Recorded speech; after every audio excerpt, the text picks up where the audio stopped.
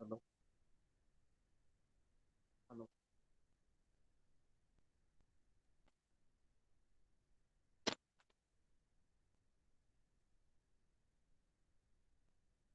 hello.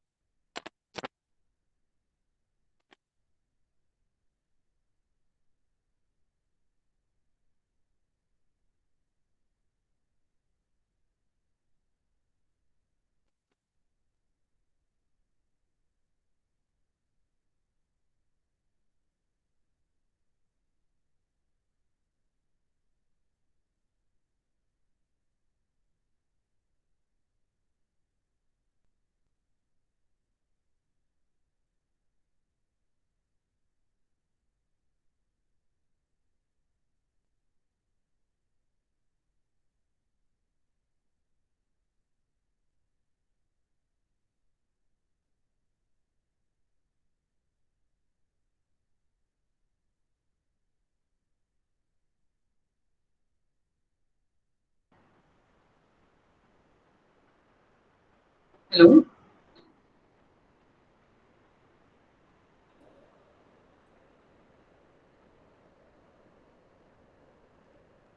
hello, Yash. Yes, ma'am. The students are joining us. Yeah, yes.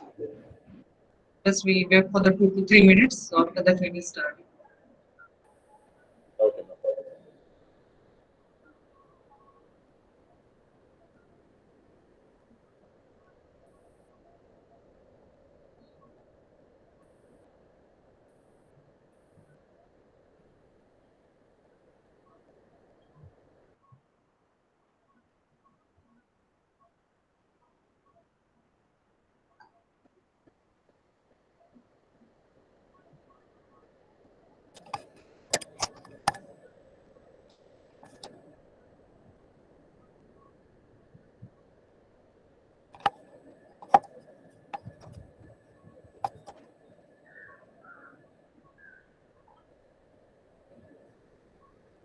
Hello, Manisha ma'am.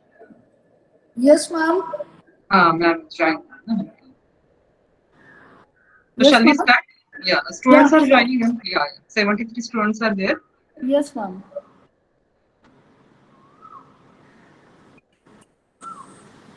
Yash. Yes, ma'am.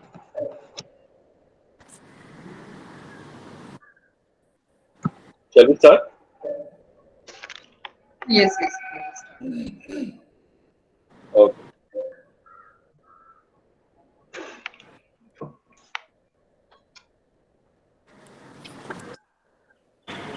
So, a very good afternoon to everyone present here. Respected Principal Dr. Rajdeep Agarkar, sir. Chief Guest of Honor, Mr. Suman Banerjee, sir. Manisha Palande, ma'am. Dr. Ajay Radke, sir, Head Department of Civil Engineering. Dr. Atulya Patil, sir, Head Department of Civil and Infrastructure Engineering. Dr. Smita Patil, ma'am, Coordinator. All the faculty members and all my dear friends. Well, currently the world is going through a disaster situation. This only goes to prove that not any is worth unless we have all the vitals which are required for the existence of Alzheimer's plan. Well, this is just a phase and we are going to go through it together. The Department of Civil Engineering, Datta Mehta College of Engineering, in association with Indian Water Works Association, Mumbai Center Youth, has organized a webinar on environmental impact assessment. I wholeheartedly welcome each and every one of you to the same. I now request Dr. Smita Patil, ma'am, please welcome and introduce our guest for today. Over to you, ma'am. Thank you, Yash. My voice is clear, Yash. Yes, ma'am.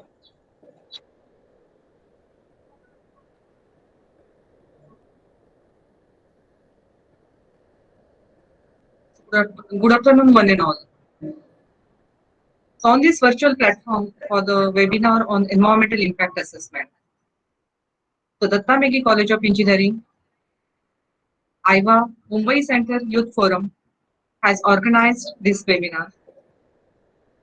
So I thank Engineer Manisha Palande ma'am, Chairperson, Indian Waterworks Association, Mumbai Center, for agreeing at such a short notice. Very thank you, ma'am. Then I thank our principal, Dr. Savarkar sir, for extending support and the continuous motivation to organize such different webinars. Then I also thank Dr. Radke sir, Civil Engineering Department, head of the department, and also thanks to Dr. A.P. Patil sir, that HOD, Civil and Infrastructures.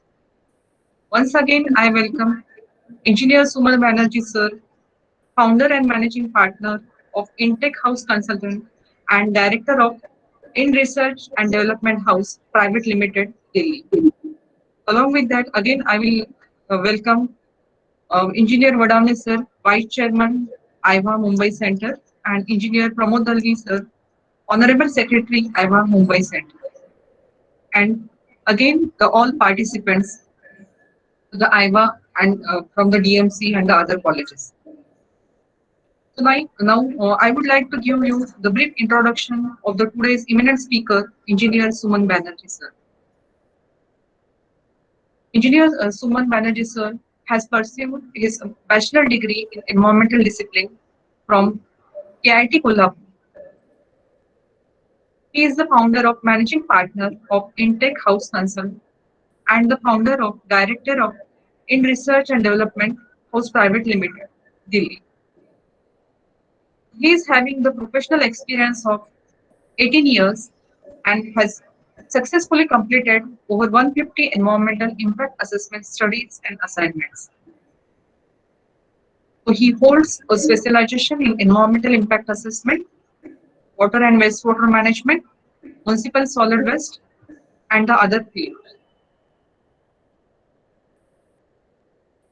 He has worked as a team member on the many major projects. Some projects are environmental audit for Parliament House, then the environmental audit for Honorable Supreme Court of India, then the environmental audit for the Jawaharlal Nehru Bhavan. Then he has assessed the different environmental impact for the construction of the various parks. Then he has worked on many projects. This is only the brief introduction of the engineer Suman Banerjee sir. So with this brief introduction, just I will invite our ma'am Manisha ma'am, chairperson IVA Mumbai Center, to say a few words.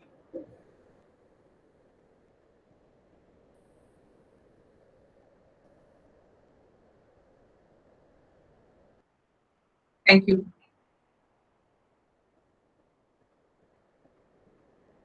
Hello.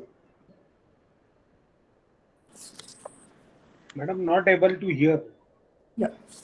Yeah. Thank you, ma'am. Dr. S.D. Savarkar, Principal DMC, Radke sir, Patil sir, and Dr. Patil ma'am, coordinator of this event, and my dear students, I welcome you all once again on behalf of DMC and IVA Mumbai Center. At the outset, let me appreciate the efforts of Dr. Smita Patil ma'am in organizing this event. Dear students, you are on the verge of entering this real world, and believe me when I say that civil engineering is the most practical branch of engineering which deals closely with the nature. Historically, we have created lot many structures for the betterment of mankind. But now, at the same time, it is more important that we make structures which are environmentally sustainable and reducing the adverse impacts. And this is the very objective of EIA, that is Environment Impact Assessment. It is a tool that assesses and predicts the direct and indirect impacts of the project or the developmental activities on the environment and also on the social, cultural, and health impacts. After passing out, dear students, you all will be diversifying in various fields like construction, design, planning, environment, roads, bridges, water, and wastewater. But this knowledge of EIA will help you in decision making whether to take up that project, or it will also help you in assessing the impacts on the environment during various phases of the project. And also this being the part of your curriculum. So like this lecture will be very useful to all of you. And today we have a very veteran speaker to talk on this issue, Sri Suman Banerjee sir, and we all are eager to listen to him. So I request Smita Patil ma'am to kindly invite the speaker for this webinar. Thank you. Hello.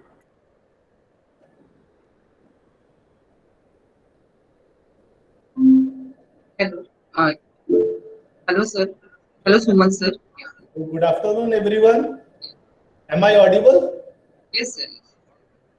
Yeah, it's very good afternoon, and I hope everyone is doing well in this pandemic situation.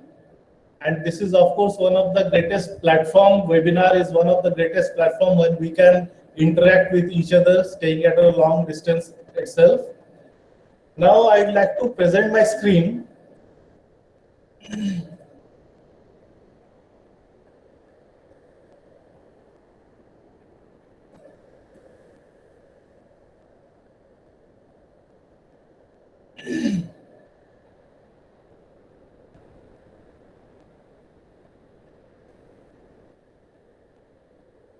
Yeah, everyone can see the screen that I have shared.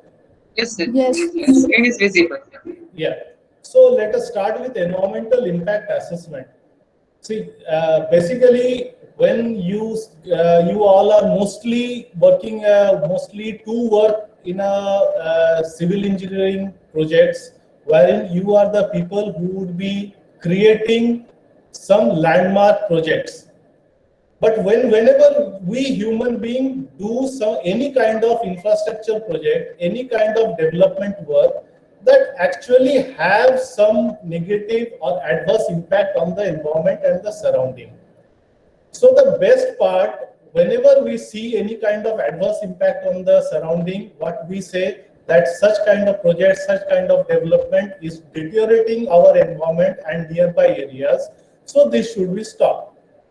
So in accordingly, to say that we as a human being not to disturb the nature or in any way or in any kind, we should go back to our Stone Age life.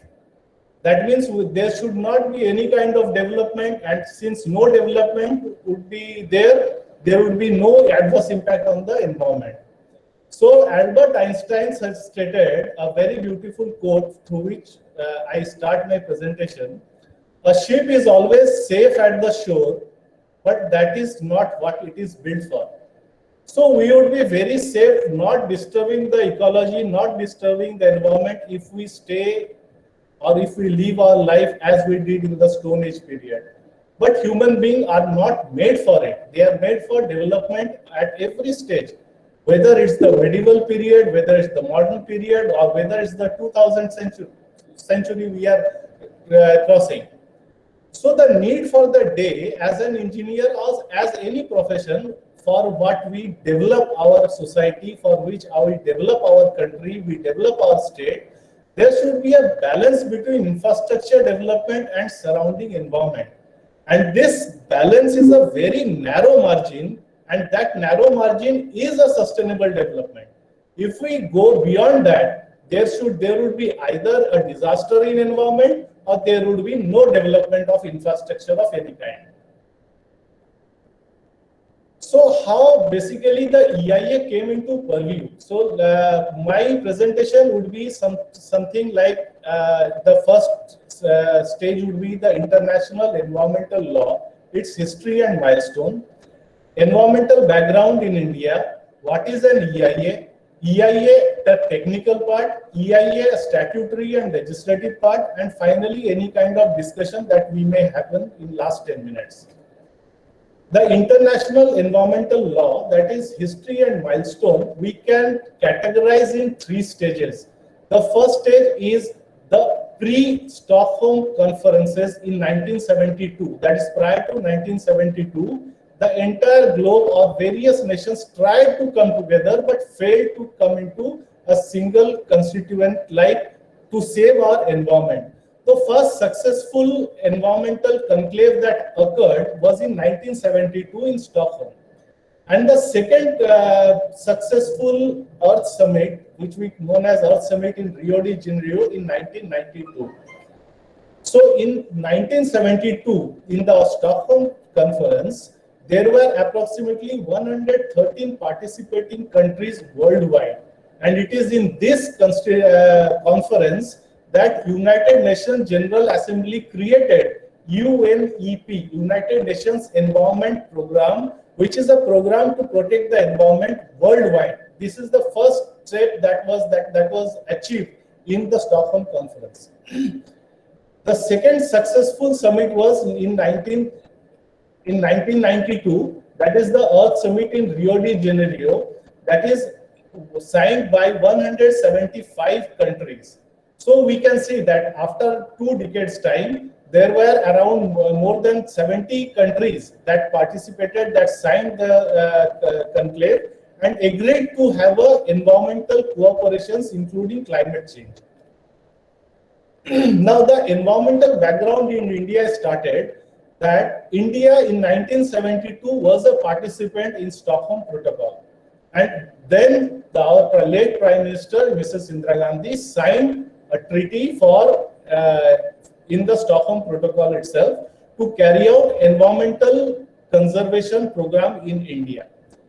Under this influence of this declaration, the National Council for Environmental Policy and Planning within Department of Science and Technology was set up in 1972.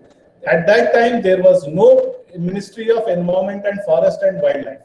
So after this Department of Science and Technology that was set up in 1972, this council later evolved into a full-fledged Ministry of Environment and Forest, what we are seeing today in 1985. Now, after this signing the conclave, that is the treaty with Stockholm Protocol 1972, India first came with Water Prevention and Control of Pollution Act 1974, the Water Prevention and Control of Pollution CES Act 1977, the Air Prevention and Control of Pollution Act 1981, and Air Rules 1982. So at that time, the concern with environment was basically pollution of water and air. The perspective was only limited to prevent, that is prevention and control of pollution in water and air. No other perspective was envisaged till 1982. Then something happened. A lot of people might be aware, especially when we were too young, at that time, in 1984, there was a Union Carbide India Limited, a plant that has set up a manufacturing of methyl isocyanide gas in Bhopal. And an accident occurred on a fateful night of 2nd and 3rd December 1984 that led to the leakage of methyl isocyanide, which is a very highly toxic gas. That highly toxic gas, what happened was, it was a dreadful night. Everyone was sleeping at the town of Bhopal, and the toxic gas made its way into the small town and nearby densely populated area, and immediately killing 5,200. This is official record. Immediately killing 5,200 people while they were asleep, and 5 lakh people were exposed to methyl isocyanide gas. And most of the next generation are still suffering from exposure of MIC till today. This is one of the worst industrial disaster considered till date in India. Now there was an investigation that what caused the accident. Now this cause of accident was mostly technical. So there was investigation by Supreme Court, various technical committees, and the question was what caused gas leak. Who would have sabotaged the plant operation? Were the valves faulty on MIC tanks at the plant? Why didn't the plant safety system contain the leak? And how do you respond to the concern expressed about the technology? So these are the various technical aspects that what caused the accident. But the main concern that came out after Bhopal gas incident was what actually caused the disaster. See, in this map, I think everyone can view on their screen this map clearly. Yes, sir. Yeah, see, this is the map of Bhopal at that point of time. And in this map, this black colored legend is the Union Carbide plant. And the entire area, this is the highly densely populated area. You can see that the location of the plant is located just at the northern side of the city of Bhopal, while even the northern part of this plant remains vacant. So on that dreadful night when this thing happened, the location of the project was near the habitation, number one. Number two, the prevailing wind direction in the winter night was from north to south. So mostly the habitation that was located in the south of the methyl isocyanide was where the people who are exposed to the leakage of the gas. And the third was the climatic condition. Say this is the December night. So during the winter, we all know that the air becomes denser, and no matter whichever gas is leaked, they don't rise ever, and so they settled at the near the Earth's surface. So these are the three conditions that actually happened, and that made this accident a disaster actually. So you can just see this is the windrose map, wherein the location of the direction of the wind is from north to south. This is the lake, this is the Union Carbide plant, and this pink color is the affected area wherein the most densely populated people were staying. So now after this incident, people thought that now there is a requirement, there is a necessity to change certain laws wherein apart from air pollution and water pollution, most of certain things needs to be assessed before giving consent or before giving clearance for any project to set up. And then what happened? The Environmental Protection Act 1986 came up, which is a comprehensive control and regulation of environmental safeguard in India. And here, it was insisted that any project should be a need for the project-based, the clearance, environmental clearance or consent to be given, not only based on the water or air pollution. It should be project-based, it should be location-based, it should be intensity-based, and to be assessment-based approach for any new project as well as expansion of existing project. So this is where the environmental clearance comes into picture. And when we say that environmental clearance comes into picture, then it is the mandatory requirement to prepare a valid environmental impact assessment report and present to the various statutory body. Under the EPA, Environmental Protection Act 1996, first environmental impact assessment notification came up in 1994. And comprehensive EIA notification came up in September 2006 with a number of subsequent amendments. A draft EIA notification is awaited for final notification in 2020. Now, what is an EIA basically?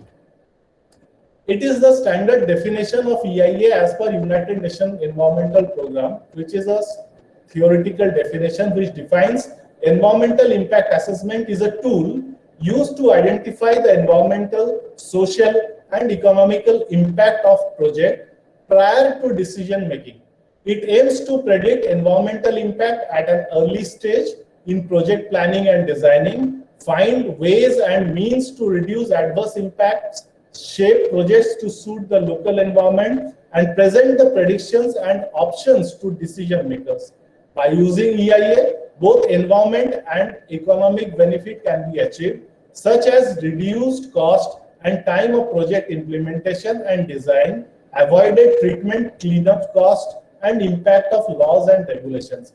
But most of us, when we first come across this definition, we do not understand what actually this definition says. So I have prepared steps to perform EIA, and then you will automatically understand what basically that definition say. Now the first, when we are preparing an environmental EIA, environmental impact assessment report.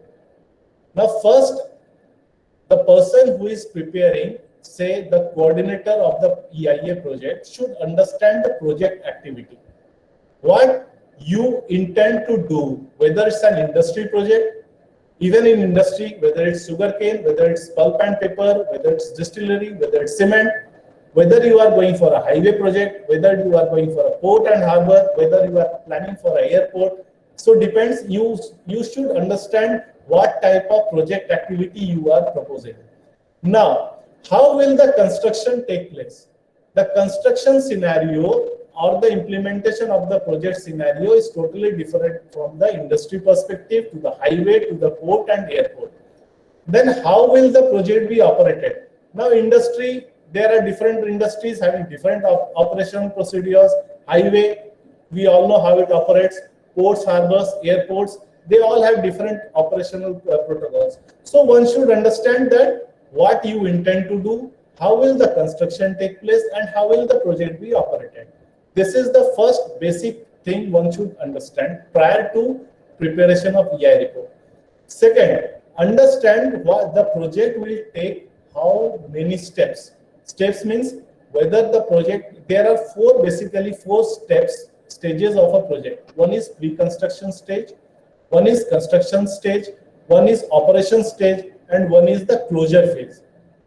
Pre-construction phase, before we start our construction, the site clearance, site leveling, and various other clearances, various other operations that needs to be done, say seismicity, then we need to have a drilling for site stability. So these are all pre-construction phase works. Construction phase works depending upon the project. Operation phase, how the project is being operated, and if a project has a life, say 10, 20 years or 25 years, then there will be a closure phase.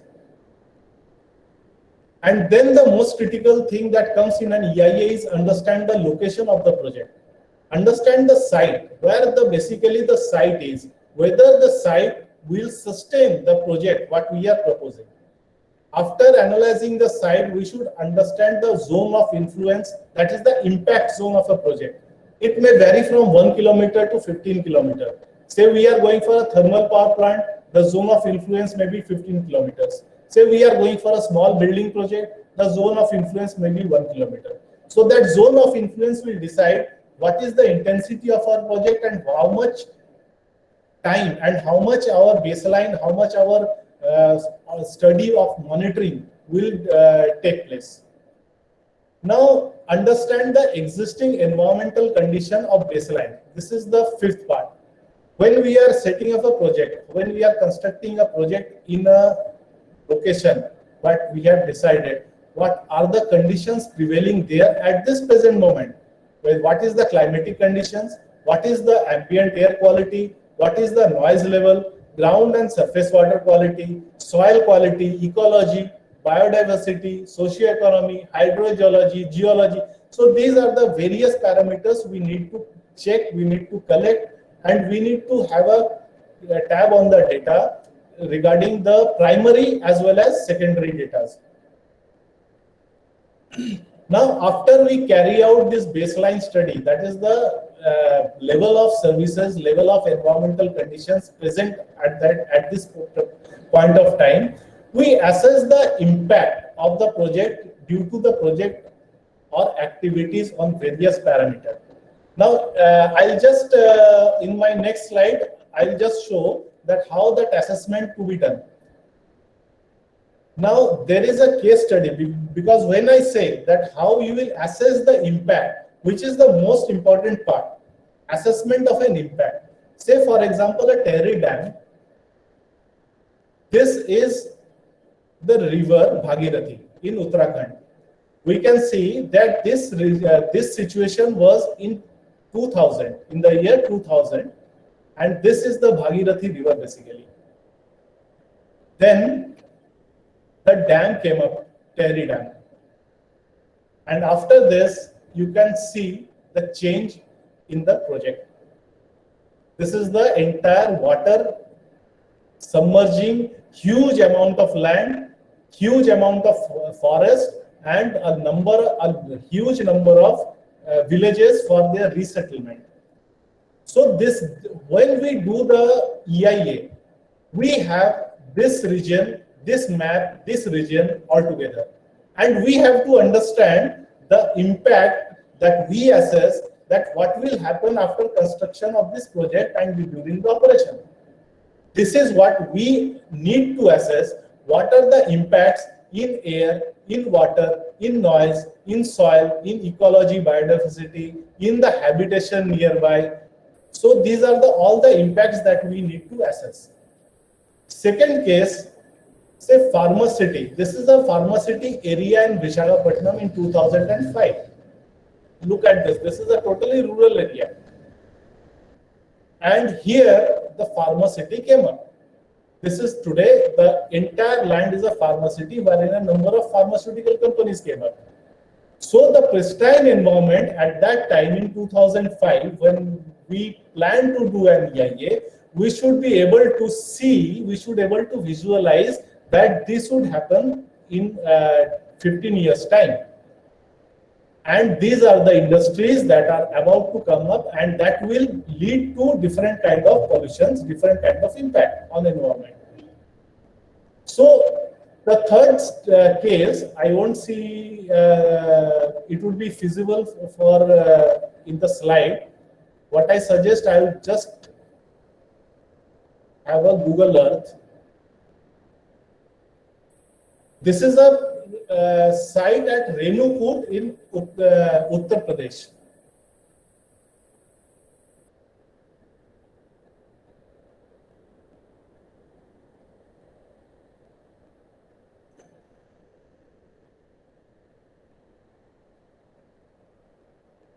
Is the site visible to everyone? Yes, sir. Visible. Yeah. See, this is a Rehan water body, lake, Rehan Dam. And here the situation is as such. See the location economically. This area is bordering Uttar Pradesh, Bihar, Jharkhand, Chhattisgarh, and Madhya Pradesh. This is very near to 5 states of India. We have abundant water, source of water. We have mines, availability of coal. We have availability of alumina. And subsequently, what happened? We have developed the area. There is one thermal power plant. There is a second thermal power plant. There is a mining. There is a transportation of coal. Then we have Hindalco. This is one more thermal power plant. This is Hindalco plant, aluminium, and so we can see this is the Renukut area. So this entire area has developed as an industrial belt.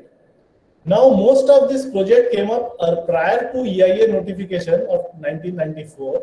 So whenever these projects come up for an expansion part or expansion of the project, they are applicable today, and they come for environmental clearance and preparation of EIA report is to be done. So the issue here is when we prepare an EIA report, every project has different intensity of impact. For example, this Tehri Dam, here the intensity of impact on air is bare minimal. But impact on water and impact on ecology, biodiversity, and impact on our local livelihood of the people due to submergence of the villages, they are the prominent issues that needs to be detailed in a dam project. In pharma project, this is the area wherein the main concern is the hazardous waste, the air, that is the smokes coming or generating from stacks, various stacks, the hazardous waste generating from the industries, the water and the power. These are the impacts in this kind of project. As we stated in Renukut, there are of course thermal power plant, huge quantity of air pollution, water requirement, noise, then dust particle, everything is impacted here in Renukut. Now again a case study where most of the people will work in highway project, roads or companies which is developing highway project.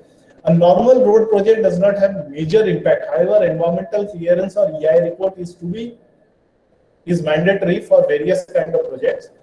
But look at this critical stage, wherein this is a project which is a national highway, and this national highway is running from within Kanha forest, NH26, Kanha Wildlife Sanctuary. Now this road, when we are before entering the wildlife sanctuary, here we have a bare minimal impact. This region, this stretch. But the major impact wherein we can see when we are entering the reserve forest sanctuary, the main important parameter, the most important parameter that we need to assess is the tree cutting, the noise, impact of noise of the vehicles to the surrounding, because animals are duly residents in this reserve forest. And also look at one situation wherein animals from this part can move to migrate to this part of the forest through this road. So the criticality remains different here, where we need to access the project in a different perspective. Now, what are the technical contents of EIA report? As per EIA notification 2006, an EIA report shall consist of various sections, and that I have already mentioned here. The number one is introduction part, that is wherein we need to state the purpose of the report, identification of the project and project proponent, brief description and nature and size, location of the project, and scope of the study. The project description is the second chapter, which is a condensed description of those aspects of the project which are likely to cause environmental effects, size and magnitude of operation, proposed schedule of for approval and implementation, technology and process description, project description, and assessment and new and untested technology for risk of technological failure. The third chapter is description of environment, that is the carry out surveys, primary and secondary data collection for air, water, noise, soil, what we had already stated earlier. Then anticipation of environmental impact and mitigation measures. Here we need to assess that what the project type, that is due to the project location, the possible accidents, project design, project construction, regular operation, final decommissioning or rehabilitation of a completed project needs to be delineated. Then measures for minimizing adverse effect to be identified.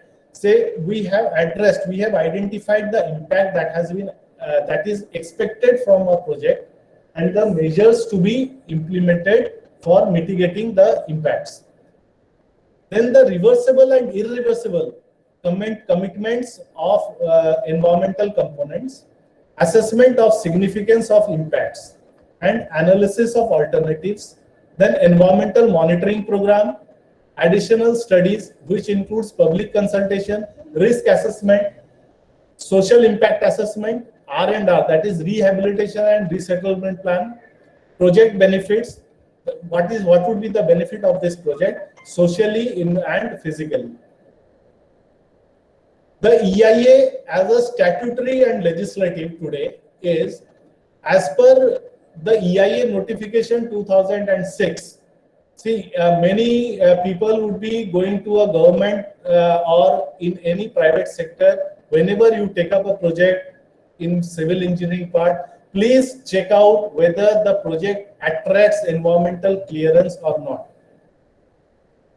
Because what I have experienced is a number of projects, even till when we have reached 2021, they have not serious or sincere about taking environmental clearance from ministry or state body, which is a major concern of violation. So any kind of project which are listed in schedule of EIA notification 2006 will have to go for an environmental clearance and they would have to prepare an environmental impact assessment report. Apart from this, there are various projects that may not require environmental clearance but would require environmental impact assessment report to be prepared as per standard by the external funding agencies like World Bank, ADB or JPIC, etc. Now, environmental clearance, which projects are to be taken environmental clearance? All projects which are listed in EIA notification 2006 in the schedule and its subsequent amendments require environmental clearance. And environmental clearance, all projects are categorized into two different parts, category A and category B. All projects which are categorized under category A will be obtained environmental clearance to be obtained from Ministry of Environment and Forest and Climate Change, New Delhi, and the state level, from the state, all projects which are under category B, the environmental clearance will be appraised and granted from every individual state. Now, there is apart from whenever we go for a complaint or any grievances, apart from district court or high court or Supreme Court, for environmental, there is a NGT, that is National Green Tribunal, which is an appellate body to raise any kind of complaint or grievances against anyone, any company, any statutory body or authority.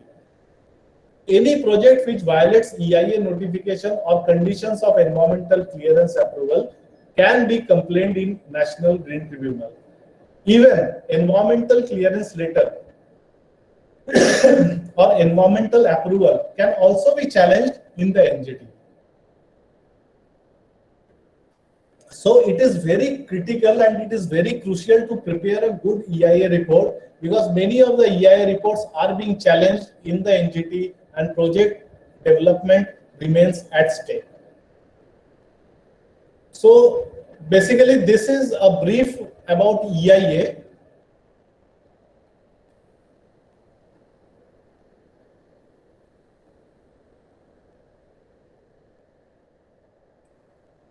So any query or any discussion is something which will give broad understanding, and interaction will give a clear picture of any kind of queries, any kind of questions that you have in your mind. So anyone is free to just have a discussion regarding anything that is not clear, or if anything that we can have a update.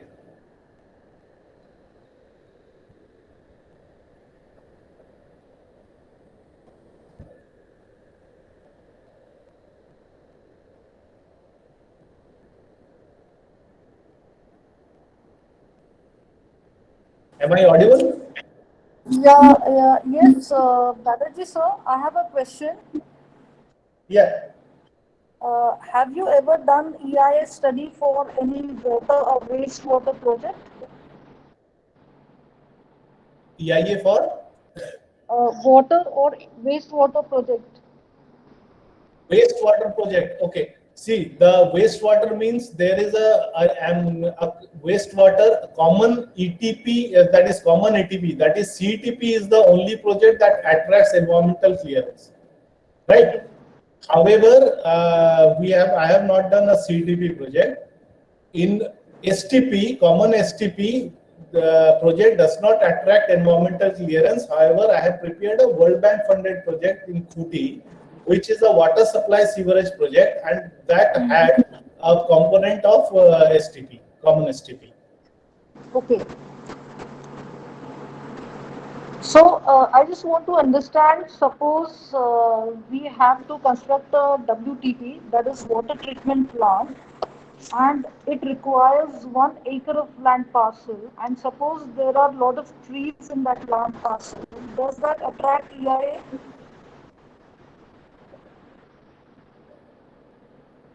Pardon? I just last statement.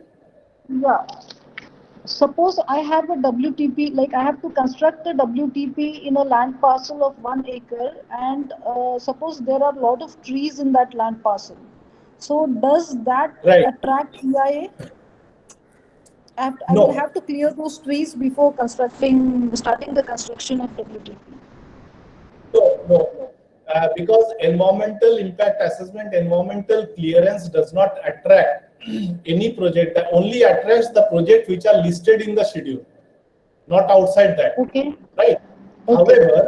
However, when you are going for a tree cutting, it is in the purview of the forest department of the state body. Right. Now the state body can ask for an impact assessment report, but that is not as per the EIA report to be prepared for environmental clearance. Okay. So they may ask for the compensatory plantation location where you need to go for a compensatory plantation. There are some processes for geotagging. So these are the aspects, but that is guided by the local state body, state forest department. Thank you.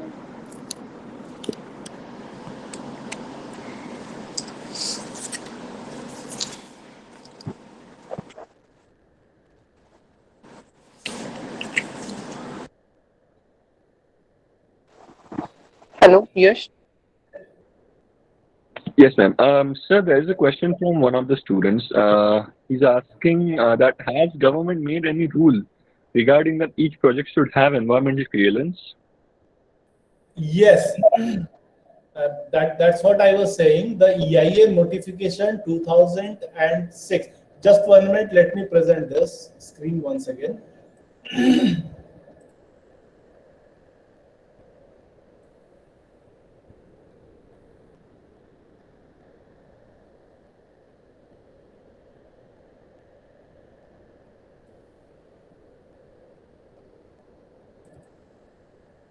See, this is the EIA notification of 2006 that is prevailing till date. Yeah. Can you see the screen? Yes, sir. The notification is clearly visible? Yes, sir. Is it okay?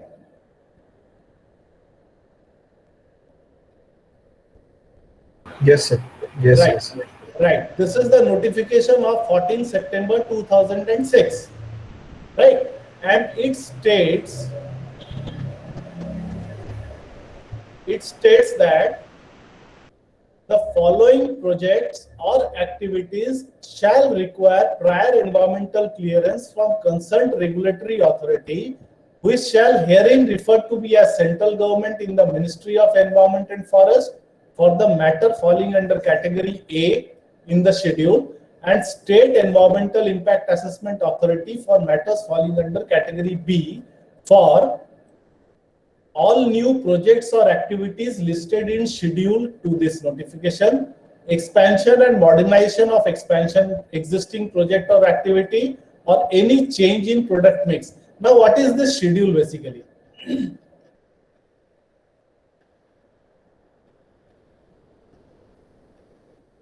This is the schedule. Is it visible? Yes, sir. Now, in this schedule, you can say this column 1, mining of minerals require environmental clearance, slurry pipeline require environmental clearance, offshore onshore oil and gas exploration requires environmental clearance, river valley projects require environmental clearance. Likewise, thermal power plant, nuclear power plant, coal washeries, mineral beneficiations, metallurgical industry, cement, petroleum refinery, coke oven, asbestos, chloralkali, soda ash, leather, skin and hide processing, chemical fertilizer, pesticides, petrochemical, man-made fibers. So these are the all industries that would require environmental clearance.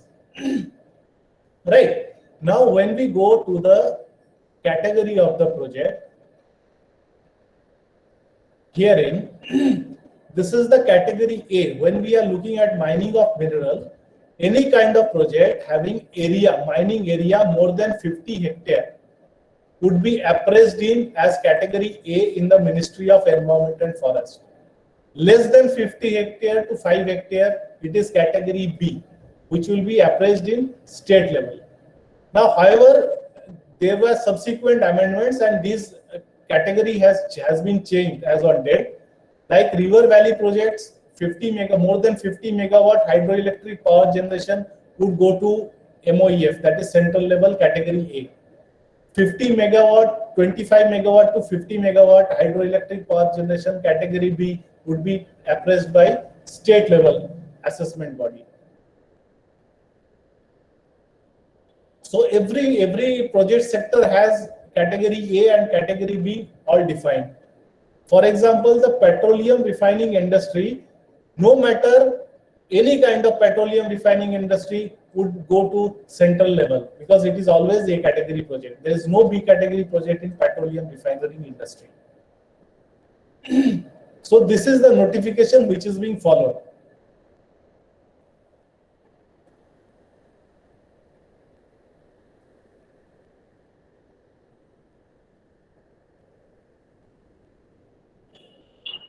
Thank you very much, sir. Sir, there is another question. Do you think that the development of ecological cities would prove to be the best in terms of sustainability? I beg your pardon? Do you think the development of ecological cities around the world would prove to be the best in terms of sustainability? Ecological city? Yes, sir. Means what do you mean by ecological city? Any kind of special provision? So basically, each and every building would have all the sustainability provisions like rainwater harvesting, a number of green spaces, a number of green spaces reserved wholly for themselves and stuff like that. No, I don't foresee it because, see, as on date, when this EIA notification came into picture, all kind of building construction projects were also incorporated as a part of environmental clearance process since 2006 notification. Now, there various committees have entrusted that any kind of building project to take care of various activities to sustain environment, which includes rainwater harvesting on site, rooftop rainwater harvesting, then the installation of organic waste composters so that all organic waste generated from the society to be composted and used as a manure, minimum mandatory requirement of green for residential 30%, for commercial 20%, for then economically weaker section 15 to 20%. They have already made mandatory and they are already incorporated in the building bylaws. Even there are various authorities which have also promoted green building, that if a project is having a green building certificate of 5-star rating or more than 4-star rating, they will award around 5% of the additional FAR in a project. So there are schemes, there are various plans that is being implemented, that is being in operation. But the main issue remains is that when we see as an individual society, it's okay. As an individual society, it's okay. But imagine in last 10 years, last 15 years, the growth of the expansion or the growth or expansion of a city limit. For example, in case of Noida, that has population has come out 10 times more what used to be 15 years back in Greater Noida. I think in Pune, not Pune, Chinchwad, Pimpri area where new development is being taken place, the population thrust is about 60% more in since last 5 to 10 years. Same is the case with Panvel, new Panvel. Earlier it was a vacant area, now around 30-35% population thrust is there. But though we are increasing the population thrust in an area, the thrust always remains in the civic amenities like water supply, sewerage system. They are still operating since for past 30-35 years. Where is the source of water? What we are getting? Finally we are depending on the groundwater as a source. Our civic supply is not there. What would be the status of power requirement? Power requirement is increasing day by day. Though we are providing solar lights, we are promoting solar lights, solar water heater, but how that is not being efficiently used. After 3 to 4 years, Resident Welfare Association does not provide any kind of financial assistance to the RWA, and hence those everything becomes different. So what we feel is that before giving environmental clearance to a individual building, let the master plan be cleared for a sustainable master plan of a city when you are increasing the area, whether it increasing the municipal boundary, where to source out water, where to source out our sewerage waste, solid waste. Solid waste generation is again one of the major concerns. We don't have a land, because every land is now becoming a precious land. So our civic amenity, there is no designated location for a WTP, there is no designated location for a STP, there is no designated location for a solid waste compost area, solid waste landfill facility. So since once the civic amenity fails, the entire township fails, and once the entire township fails, whatever green or ecological apartment or society you are developing, it fails. Right. Thank you very much. Yeah.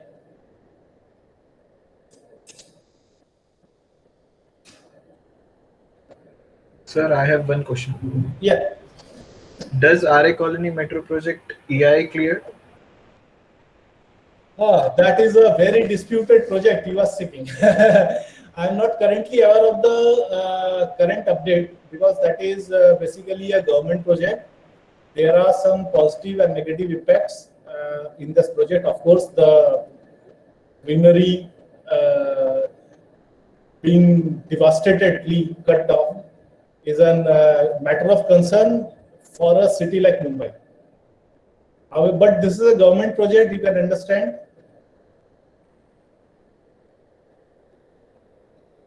So certain leniency is of course there.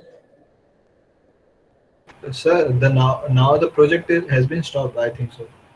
That going to continue? That project was earlier obtained environmental clearance, and that was challenged in NGT, and in NGT the case is still pending. Okay, sir. But the cutting of trees was started, I think so. Yeah, cutting of the tree was started. Means the project was going on, but it was challenged in NGT. And the project stopped once the project is sub judice. The project was to stop until final decision comes out. Okay, sir. Thank you.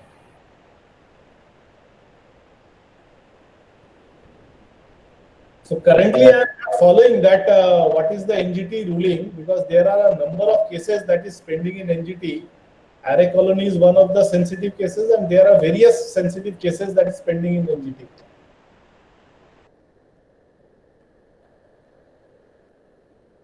Okay, sir. Sir, what do you think is a primary step that each and am I audible, sir? Yeah, tell me. Sir, what do you think is the primary step that each and every city in the world should adopt in order to, obtain sustainability? Like, apart from all the existing rules and regulations. It is very difficult. It is a very difficult question, right? The first thing is that a way forward should be, we should understand that how the development should go, because every country is different.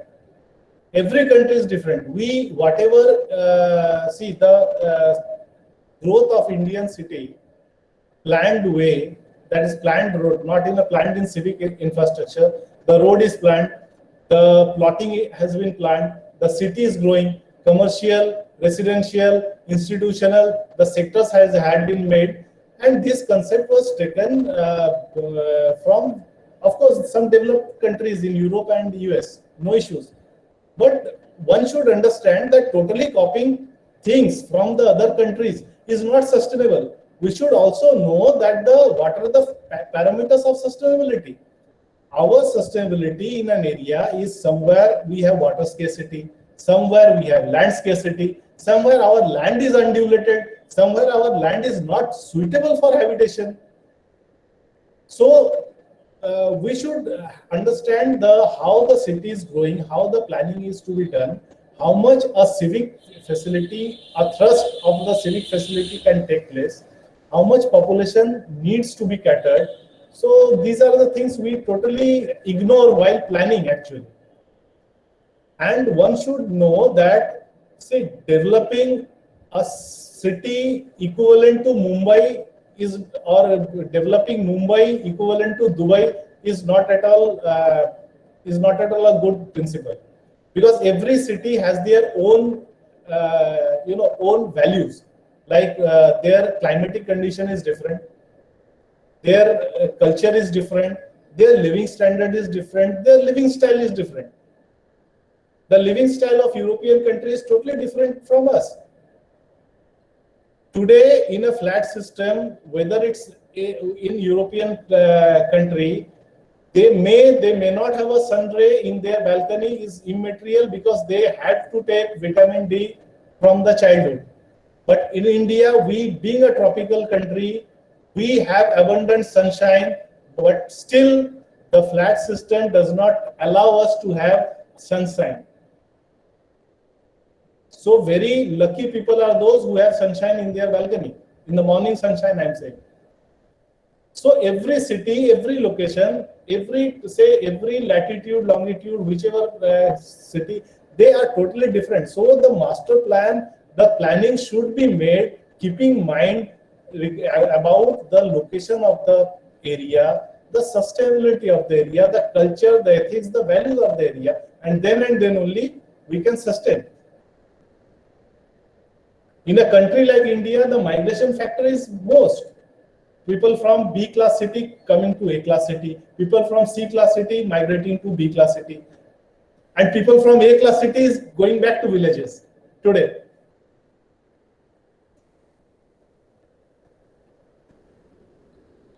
Right, sir. Absolutely. Sir, I just had a random thought in my mind right now, so I would like to share that with you. Yeah. In a particular lecture, I had heard that if you want to develop a particular city, then on a large parcel of land, then you just build a whole building with abundant number of floors with floors on it, and just reserving the remaining land parcel for ecological use. What do you think of that, sir?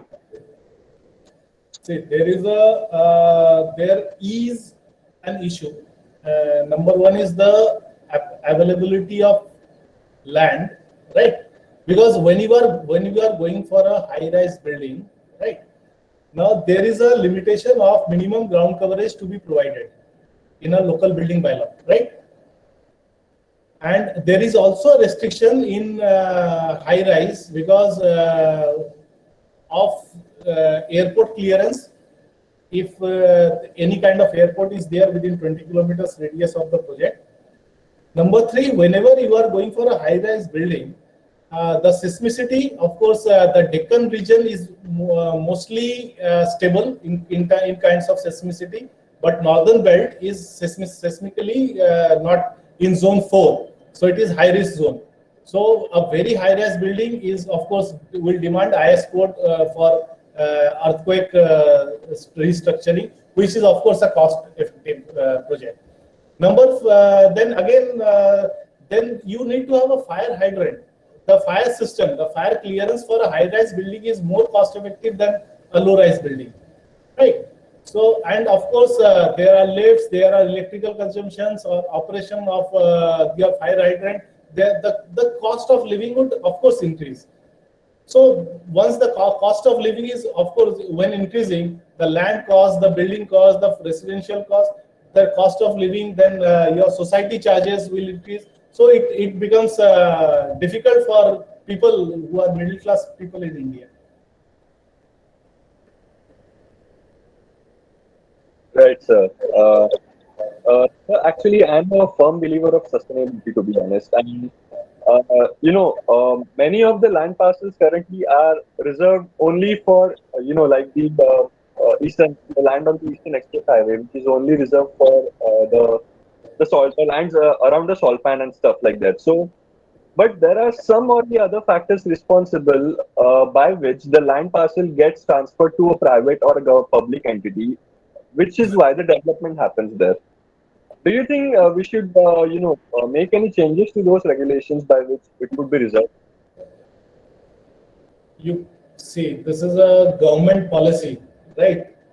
And there are very pros and cons in this, and I don't want to comment on it. Absolutely, so I completely understand.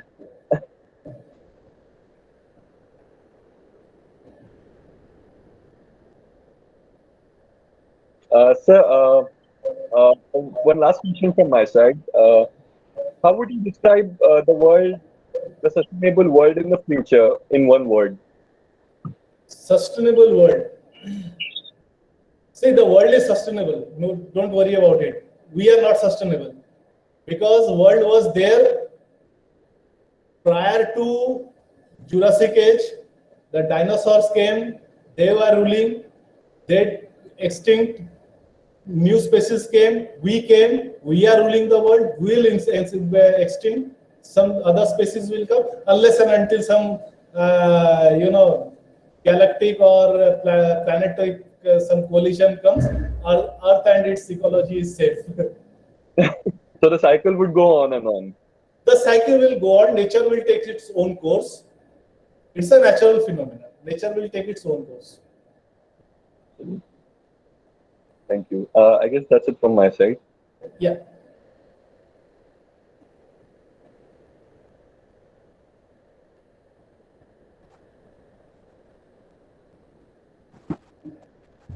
Are Yes. there any more questions if Yeah. anyone wants to ask?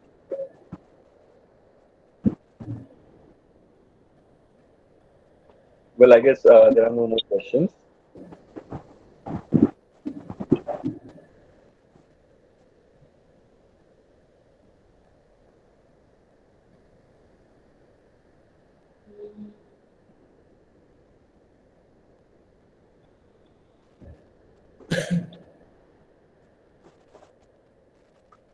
Yes. Well, Just checking the chat box.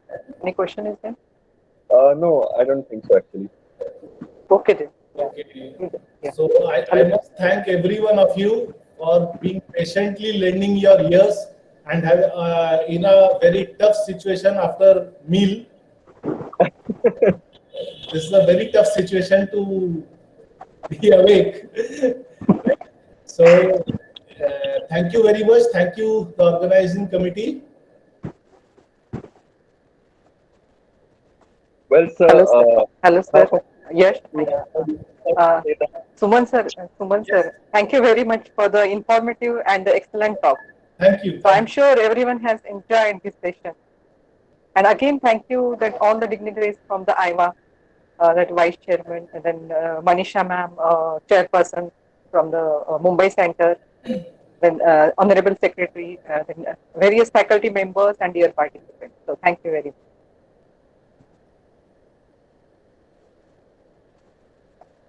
Yes. Yes. Yeah. yes, sir.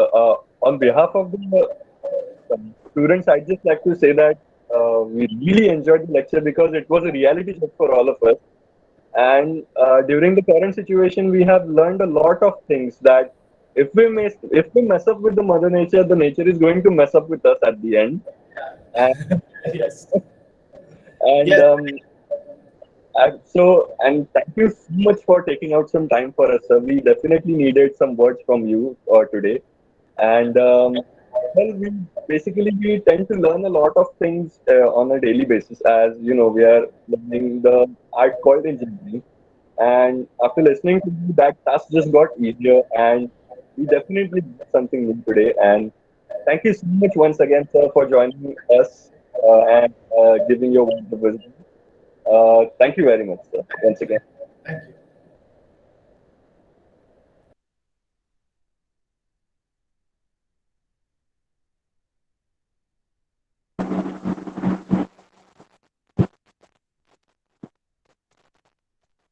Thank you, everyone.